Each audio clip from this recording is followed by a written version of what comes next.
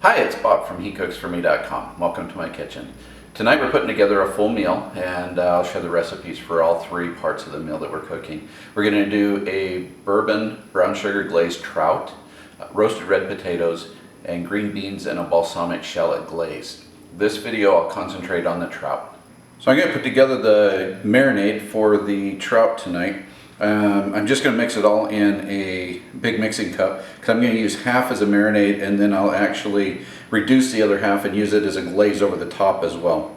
But for the marinade, I'm going to use a half a cup of soy sauce, 2 tablespoons of bourbon, 3 cloves of garlic that I'll mince in. It's a 1/4 cup of brown sugar. I use a teaspoon of Worcestershire and a 1/4 teaspoon of black pepper. I got that marinade all mixed up. The brown sugar's melted into the liquids. So these are boneless fillets of a rainbow trout, and I'm just going to put those into a gallon-sized bag, and then I'll pour that marinade over the top of them and let them sit for a couple of hours to get the marinade really to soak into them well. I'll mix them every once in a while as they're sitting, just to make sure that all the fish get in to the marinade, that everything's covered up pretty good. And again, I'm just going to use half of this or so for a marinade, and then, I may have got a little carried away there, and then use the other half to reduce down and make a glaze out of. I'll show you that as we're getting closer to ready to cook, but there our fish are going to sit in that marinade and soak up all that flavor. This is the other half of that marinade that the fish has been sitting in all day.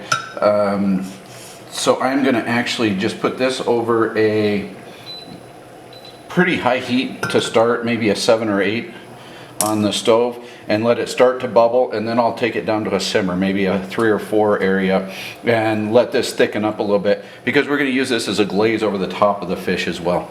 The potato just came out of the oven, so I'm lowering the temperature on the oven to 400 from the 450 that they were cooked at. Our trout has been marinating all day, well, not all day, a couple hours, 3 hours maybe in that marinade. So I'm going to pull it out. I'm going to put it skin side down on our baking sheet, and I covered it again in those silicone mats. We use those things all the time. They're so handy. And so I'm just going to lay the trout on here. And then I have the glaze done as well, which is the other half of this marinade that I just put on the stove and I reduced so that it'll stick on top of these as they're baking as well.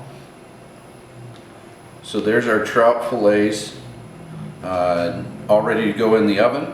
I'm going to throw the rest of this marinade away because it did touch the raw fish, so you don't want to use it again for anything.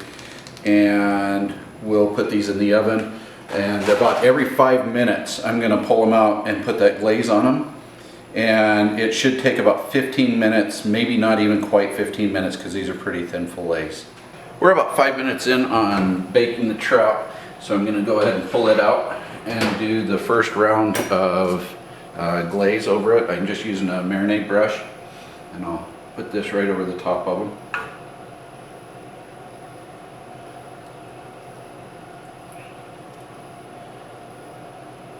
And you can see it sticks pretty good now that it's been reduced.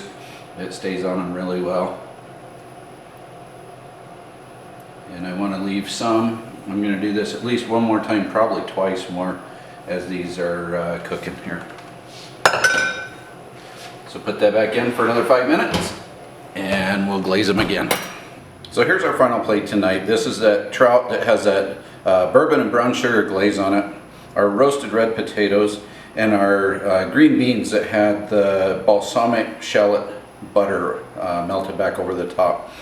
Wine pairing with this one's going to be difficult. The bourbon glaze is a strong flavor, so it would actually lead itself to a red wine, maybe a Merlot or something along those lines. But because of the fish, the potatoes, and some of the other seasonings on here, you probably want to go white and Chenin Blanc or something along those lines. Should be able to tie everything together. Thanks for watching. If you enjoyed this video, please give me a thumbs up, leave a comment, and consider hitting that red subscribe button.